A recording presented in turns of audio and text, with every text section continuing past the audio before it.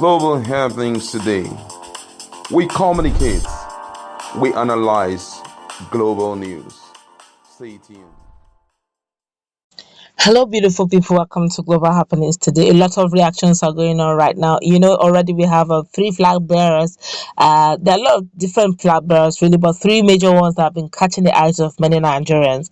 That has to do with PDP, APC, and LP. LP, Peter Obi, PDP, Atiku Abubakar, and APC, Bola Ahmed Tinubu. But shockingly enough, the former president of Nigeria have decided to, react to all of them. But the funny part is, what he did to Tinubu, Nigerians are talking about it.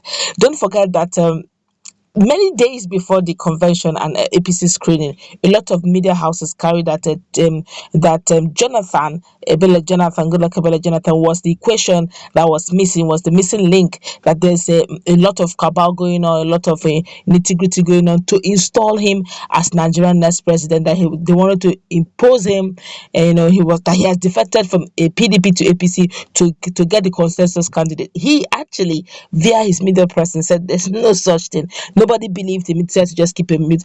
A lot of media houses carried it, that in fact they're even screening him via Zoom. I was wondering, whatever the hidden thing is, Nigerians will get to know, and to be ungentlemanly of our former president. Because true to my words and true to what a lot of Nigerians who understood the way he was even talking, that if he was indeed a consensus candidate, he wouldn't be condemning the APC's primaries dollarized nature. All right, the way the delegates were being allowed to do a lot of funny things, that is undemocratic.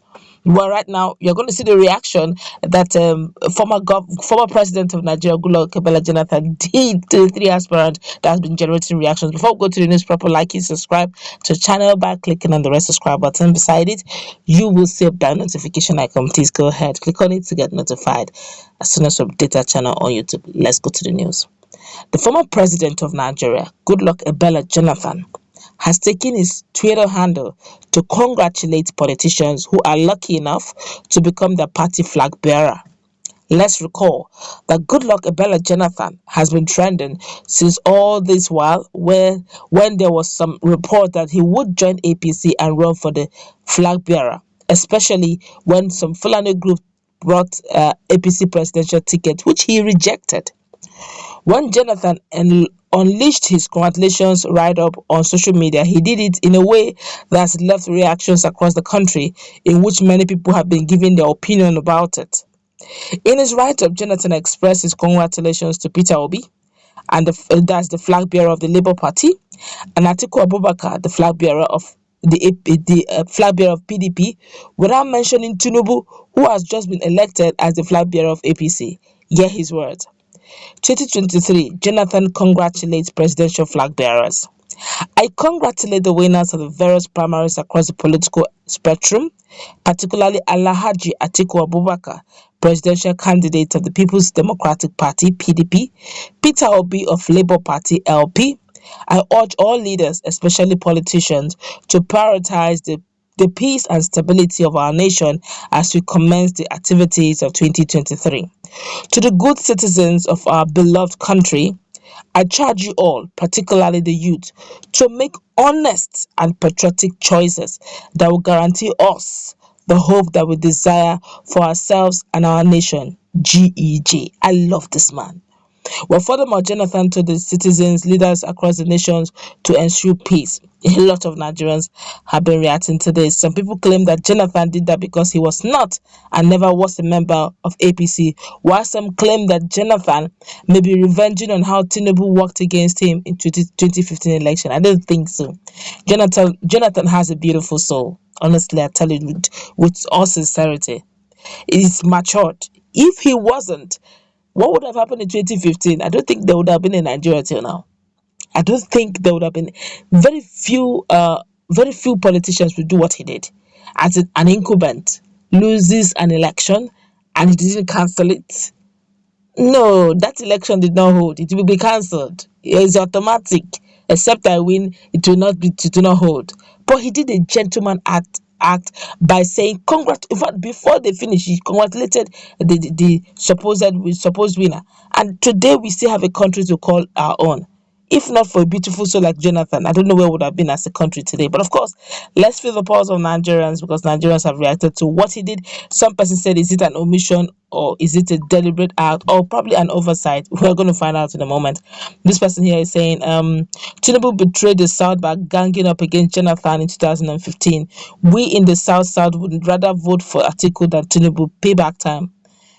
Another person here is saying, and now another betrayal to the Southeast for holding their chances of not supporting zoning to the Southeast. His media team from inception. Okay, I don't know what's trying to. Okay. See, his media team from Southwest are not talking, I don't know what he's trying to write. But let it be the Southeast. All of them will shout out. No, now only Southwest go vote now. The House of Fulani are not fools. Is that what you think? Okay. This person here is saying, just watch the South and Southeast will vote massively for Atiku Abubakar in 2023. Tinubu should not have openly talked down on Jonathan in 2015. Now he will understand this. They say don't break the bridges when going up, because you might need it to come down or another day. Another person here is saying, it's very true, Tinubu is the next president. Another person here is the language of ballot box snatchers. Another person here is, don't mind them be. Another person here, does Jonathan even like Southwest? Before his government marginalized Yoruba tribe while we voted for him massively. Then in 2011, that was why he came begging our Obas. In 2015, he failed Southwest. How did you know? He was actually trying to. He was in politics. Okay, you don't have permanent friend, you don't have permanent enemy, you have permanent interest. Don't forget that if they had given him the opportunity, because he only had one, okay, and was trying to stabilize, was trying to give the north all the necessary support so that his second tenure, then he will now concentrate on the south. But I guess there was no patience. No, Nigerians didn't really wait for him to do that. But then a lot of people believe it's an oversight. Others believe, personal opinion now, you may differ, but this is my personal opinion. Peter Obi is LP, right? He just moved to LP. He was initially a PDP member. He was never an APC member. Goodluck Jonathan, PDP. They were in it together. Okay, no, now he may not be into full-time politics in Nigeria, but yes, Atiku Abubakar was and still is. He's a party member. All right, so it's like saying congratulations to my brothers and friends from the same party. Okay, this is he knows Atiku Abubakar, they are from the same party, PDP. Obi, same party, PDP, just cross-carpeted to LP, so he still sees him as his party member or a brother.